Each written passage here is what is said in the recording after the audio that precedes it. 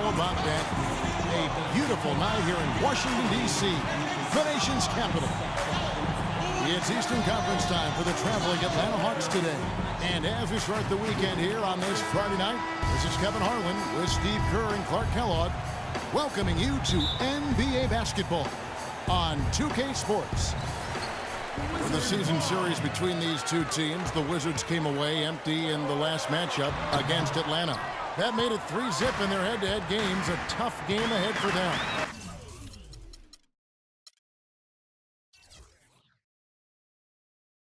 And I think they can be proud of the way they performed. I mean, they executed, they really brought energy to the game. It just didn't go their way.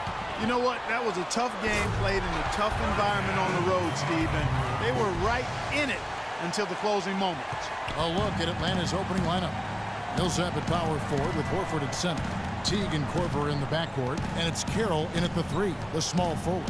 Teague dishes to Horford. No one near him. And Pierce pulls it down. And it's going to be 2 free throws. True contact on the shot. Nice work to get inside and draw the foul. Yeah, it's obvious. The defense not going to allow many easy layups. They're going to make you earn it from the line. Well, Paul Millsap has said he doesn't feel undersized anymore with the way the league is going, but more emphasis now on spreading the floor, so Millsap fits in easier. He can always find somebody to guard.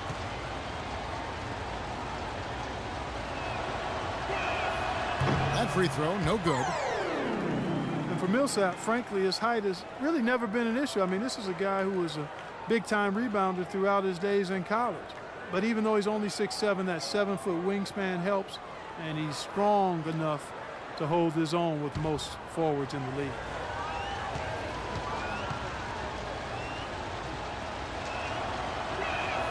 Good on the second free throw. No question, guys, that Millsap can rebound and defend the power forward position with the best of them. Yeah, you remember he led the NCAA in rebounding all 3 of his seasons at Louisiana Tech, so this guy has a nose for the ball. The shot by Pierce will not go. Here's Atlanta now. This game coming after a loss against the Pistons. Well, with the number of turnovers they had in that game, guys, it was going to be an uphill battle all the way. Well, especially, Steve, when you couple the turnovers with the soft defense they were playing. I mean, that's a bad combination. Turning it over and then not defending. Here is Korver after the basket by Washington. Teague a screen on Wall. Korver kicks to Teague. Carroll with the 3. And Pierce pulls it down. The Wizards have gone 2 for 4 from the field so far today. Teague against Nene. And stolen by Jeff Teague. Passes it to Korver.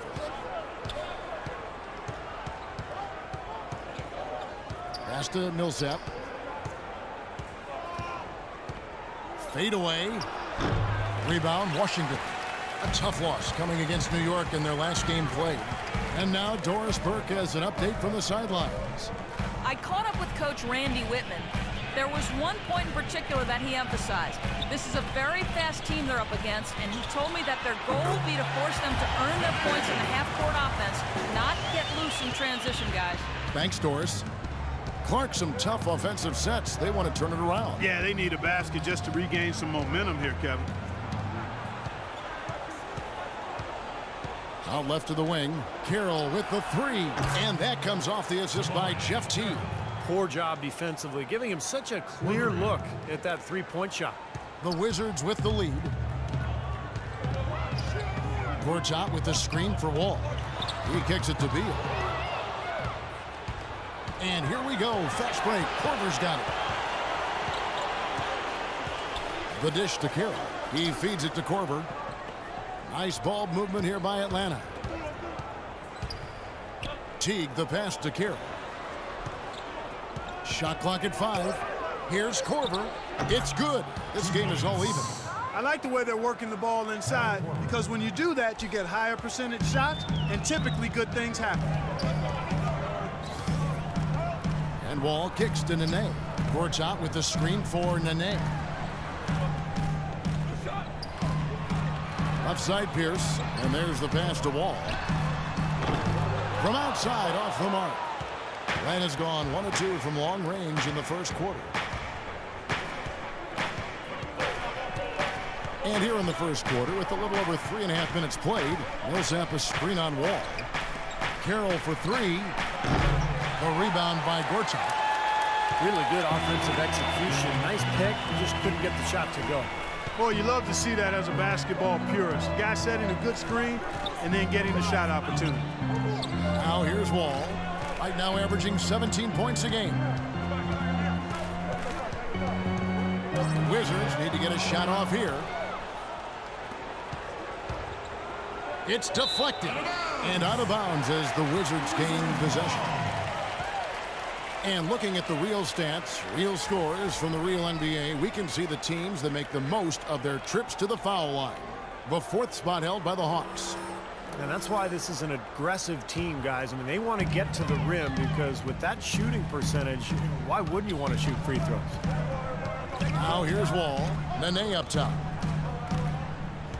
Gortat inside. And he comes off the screen and slams it through. He didn't have to get off the ground very far for that one. The big man with the slam. Well, he makes up for any lack of athleticism with that tremendous size, Clark. Yeah, he's not exactly a smooth operator, but what he is powerful. And when he gets positioned in the lane, he can go up and get it done. Well, that's why they're on the lead. Aggressive play at both ends. Very nicely done there. Yeah, absolutely. They made the steal pay dividends instantly in the open floor. Here is Korver. 11 points for him in that last game against Detroit. Teague a screen on Pierce. And there's the whistle. Illegal screen. Well, an illegal screen is one of the toughest calls for the official to make. You know, I agree with you. You've got to have some sympathy for the referees when they have to make calls like that, but they get paid well, and they're the best in the business, so they can handle it. Outside, Wall. Feeds to Pierce.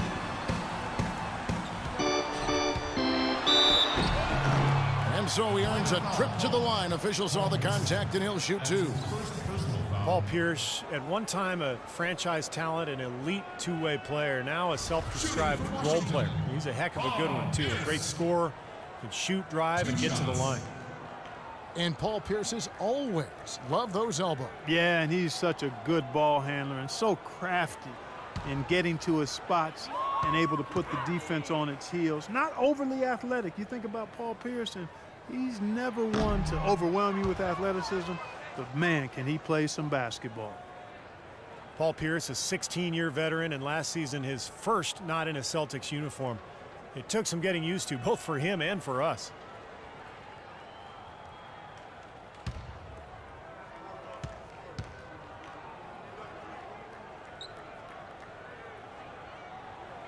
He hits the second from the line. Boy, you just had to love the reception for Pierce and KG in their first game back in Boston. No surprise there. The fans there, some of the best in the league, and they showered those guys with tremendous love, cheers, and appreciation. Well deserved for what they've contributed as Celtics and certainly as NBA. Wizards leading by 5. And Beal kicks to Wall.